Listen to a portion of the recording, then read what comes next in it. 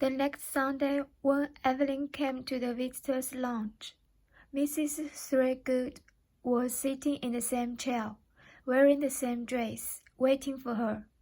Happy as a lark, she continued the conversation about the Threadgood house as if they had never been apart, and there was nothing Evelyn could do about it but unwrap her almond joy candy bar and sit there for the duration.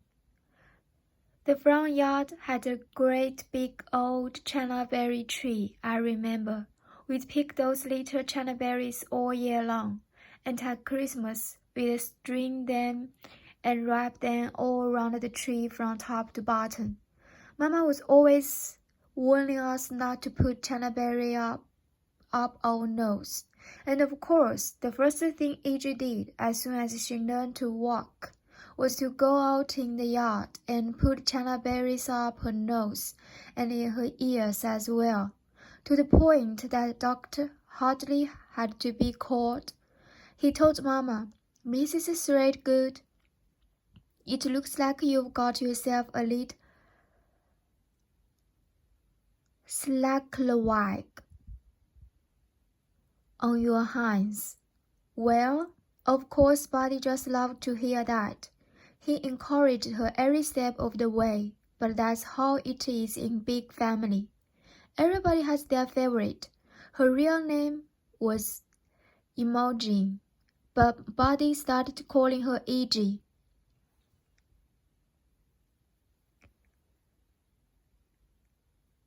Buddy was 8 when she was born, and he used to carry her all over town, just like she was a doll. When she got old enough to walk, she'd paddle around after him like a little dog, dragging that little wooden rooster behind her. That Buddy had a $1 million personality. With those dark eyes and those white teeth, he could charm you within an inch of your life.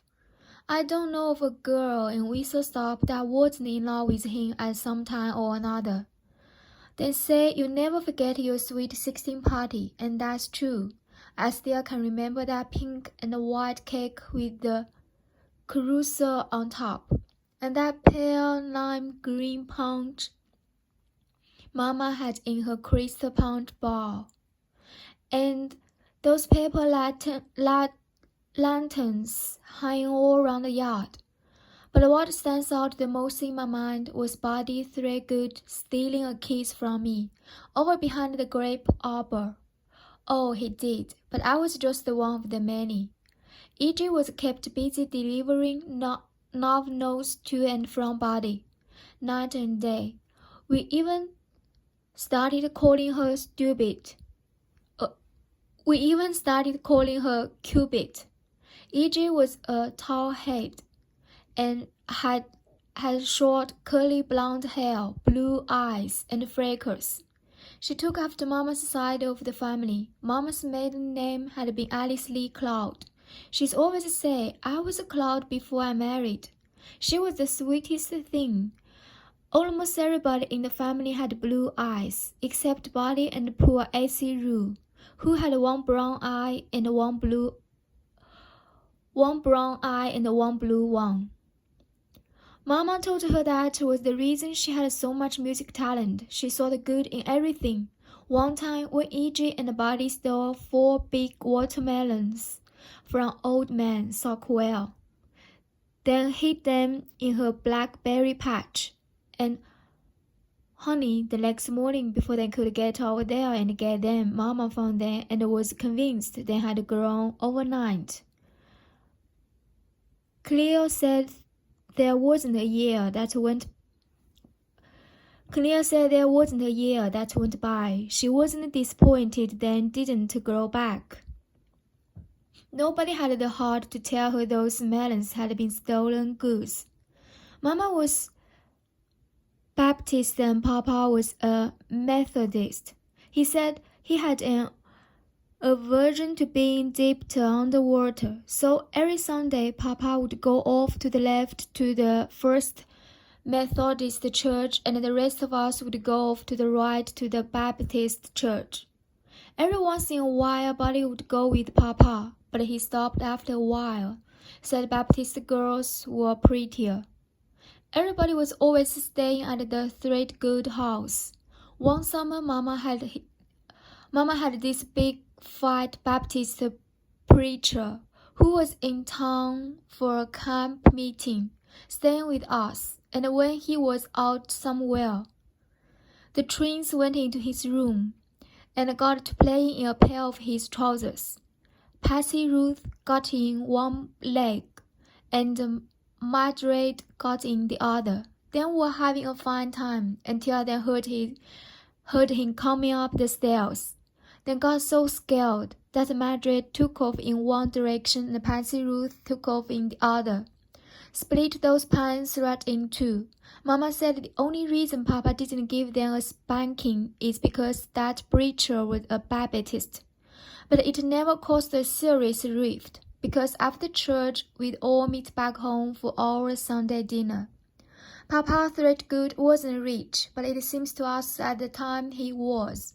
He owned the only store in town.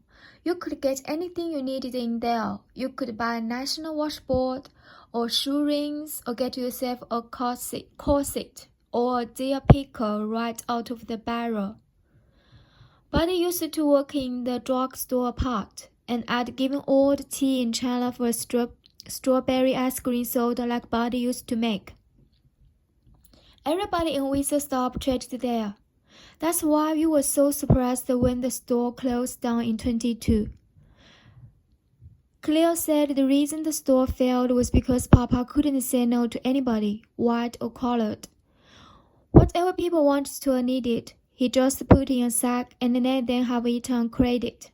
Cleo said Papa's fortune had walked right out the door on him in paper bags. But then, none of the trade goods could ever say no to anybody. Honey, they would give you the shirt off their backs if you asked for it. And Cleo was no better. Cleo and I never did have a lot of fancy things, but the good Lord provided, and we had everything we ever needed. I believe poor people are good people, except the ones that are mean. And they'd be mean even if they were rich. Most of the people who are living out here at Rose Terrace are poor, just have their social security, and most of them are on Medicaid. She turned to Evelyn. Honey, that's one thing you'd be sure, and you'll get on right away is your Medicaid. You don't want to be caught without that.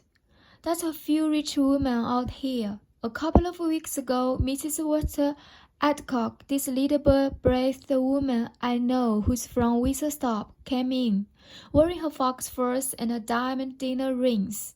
She's one of the rich ones, but the rich ones don't seem happy to me. And I tell you something else, their children don't come to see them any more often than the rest. Norris and Francis, Mrs. Otis' son and daughter-in-law, come to see her every week, rain or shine. That's why I come back here in the lounge on Sundays, to give them a little privacy, so they can visit. But oh, it would just break your heart to see some of them waiting for their visitors.